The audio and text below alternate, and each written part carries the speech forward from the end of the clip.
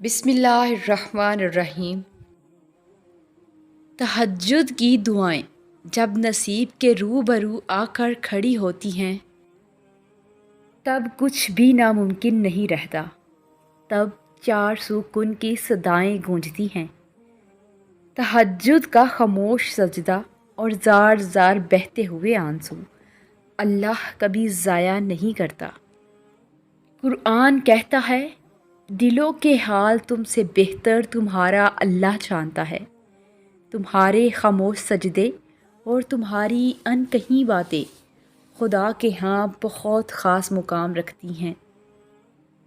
ہار مت مانو، کیونکہ تمہارا تہجد والا معجزہ ان قریب ہوگا۔ تم روشنیوں کے رب کو رات کے اندھیروں میں پکارو، وہ تمہیں بھی معجزوں کی صبح عطا کر کے راضی کر دے گا۔ تہجد پڑھنے والوں کی تو وہ خواہشات بھی پوری ہو جاتی ہیں جن کا ذکر انہوں نے کبھی اپنے آپ سے بھی نہیں کیا ہوتا۔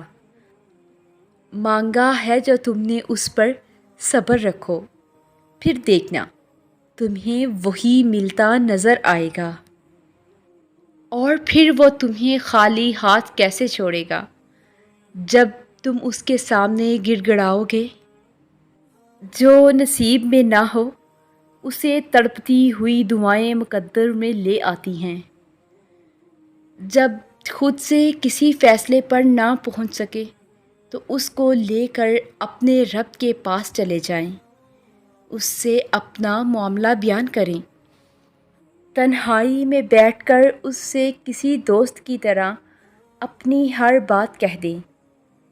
کبھی کبھی صرف اللہ پاک سے بات کرنے کی ضرورت ہوتی ہے۔ خلوص دل سے دعائیں مانگیں اور مانگتے جائیں، اس یقین کے ساتھ کہ میرا رب سن رہا ہے۔ قبولیت دعا میں تاخیر کا مطلب صرف یہ نہیں کہ ہمارے کسی گناہ کی سزا مل رہی ہے۔ یہ وسوسہ ہے جو شیطان ہمارے دل میں ڈالتا ہے اور اس کا کام مایوس کرنا ہے۔ پھر اللہ تمہیں ایسے خوش کر دے گا کہ گویا تم کبھی غمگین تھے ہی نہیں۔ دعاؤں سے تقدیر بدلنا۔ دیکھو، دعاؤں سے تقدیر کے رخ موڑ دیے جاتے ہیں۔